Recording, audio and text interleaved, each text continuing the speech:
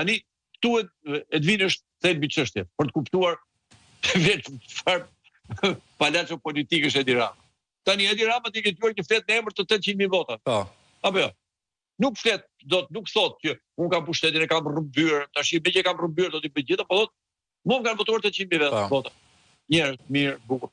Atëherë, megjithëse ti u referohesh votuesve votave, urdhë hajti të shkojmë të pyesim votuesit. Pra në referendum, çfarë referendum? Njerëzit të shprehen me votë për projektin që do jetojnë ata. Është shumë e rëndësishme bile, shumë më tepër se sa kur gjetet deputet. Deputet gjetet çdo 4 vjet, ndërsa mënyra e organizimit pushtetit lokal, taksiratet, të mirat apo të cilat i vuan për ditë, për vite me radhë, në magjoranta të ndryshme. Pra, pse ka frikë referendumi ky i 800.000 votave? Ky në qoftë 800.000 votat e ka, dhe projekti i tij është i mirë. Ka pse të rëmet fare.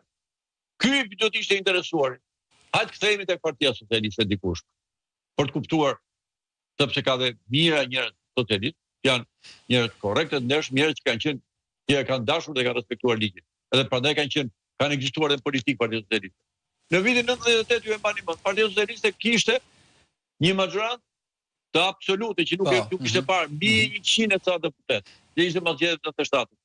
Propozoi një kushtetut e cila u drejtua nga 2 opozitarë. Asaj kohë, qoftë mbani mend që vinin nga radhë të opozitës, nga Indjeri Sabrigoda dhe nga Arbeni Mami, pra bashkëkryetarë të komisionit, e megjithatë që majorantë që dilte të pronte, më mbani mend që kushtetuta që ne kemi sot u miratua me referendum.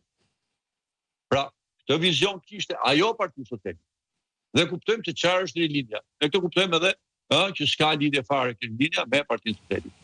Për qenë korrekt, sepse faktet historike duhet të interpretojmë ashtu siç duhet. Pra, për të kthyer të thelbi çështjes, ky pra në këtë mënyrë do në mënyrë urgjente ta miratoj sa më parë, sepse janë kush e di se sa klient ku janë paratë e këtyre dhe paratë e narkokrimit, të cilat duhet patjetër të lahen pastrohen, sepse ju e kuptoni.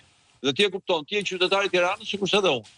Ti e shikon që gropat në Tiranë janë pafund që hapen për ditë, për të ndërtuar pambarimisht kulla të reja.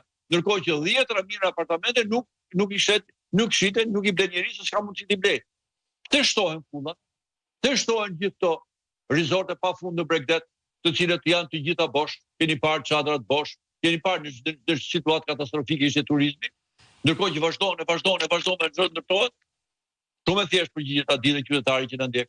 Që gjithë paratë të cilat nuk mund të investohen në vende të tjera europiane, paratë e krimit dhe të narkotrafikut, ka një vend që parajs, që është parajs që ka krijuar Edi Rama, që mund të investohen këtu dhe këshndrohen pra në ngurtësohen në prona të cilat legjimojnë dhe pasojnë paratë të tyre, me të cilat bëjnë transaksione që paratë. Pse? Sepse asnjë vend tjetër nuk mund të jonte të badërdi 100 milionë që hyn kjo është çështja. Përveç kësaj është dhe kjo mosdëshira për asnjë ballafaqim, edhe kur e di që e fiton atë ballafaqim, prap ka një kështu refuzim ndaj çdo debati. Një projekt kriminal nuk ka mundësi, nuk mund ta pranojë dot ballafaqim. Ja, ju shikoni një fenomen akoma më të turpshëm. Ju thjesht me të drejtë folë edhe për protestat në përbashkim. Çfarë ka ndodhur? Mbas momentit parë ku bëhet fjalë për asgjësimin zhdukjen e bashkive, bashkime potenciale të jashtëzakonshme ekonomike, në radhë parë, por edhe potenciale natyrore. Patjetër. Të gjitha llojet forme, pra të cilat mund të jetojnë më së miri e të begatojnë në mëvetësinë e tyre administrative. Çfarë ndodh? Filluan protestat dhe kryetarët legjenda të Partisë Socialiste në këtë bashki janë të rregjur apo i kanë janë të rregjur brapa dhe me fjalë bëjnë thirrje që thonë gëzohuni o qytetarë që po na shkrin, që po na shkatrojnë, po na azgjësojnë identitetin, që po çojnë shërbimet akoma më larg se më përpara. Mendoni pra çfarë identiteti politik mizerabël, identitet hajdutësh, se që të pranosh, të azgjësohesh, të braktisësh qytetarët e tuaj që të kanë zgjedhur, të cilët kanë dalë protestojnë. Mendoni se çfarë ka krijuar Edi Rama. Pra filloi blerje, kuptimin shantazhi, blerje me gjithë format e veta dhe u nxori para qytetarëve lagurisht të tërë ata të ashtu quajtur të zgjedhurit e Edi Ramës në pushtetin lokal. Pra, ata të zgjedhur janë gati edhe të azgjësohen, të shkrinjë të bashkit, ti pra me fjalë ti lën rrugë padë qytetarët të cilët i kanë votuar, vetëm e vetëm për të plotësuar atë rama formën që synon ndërtimin e 46 lavaticëve elektorale dhe paraspisët e Tiranës.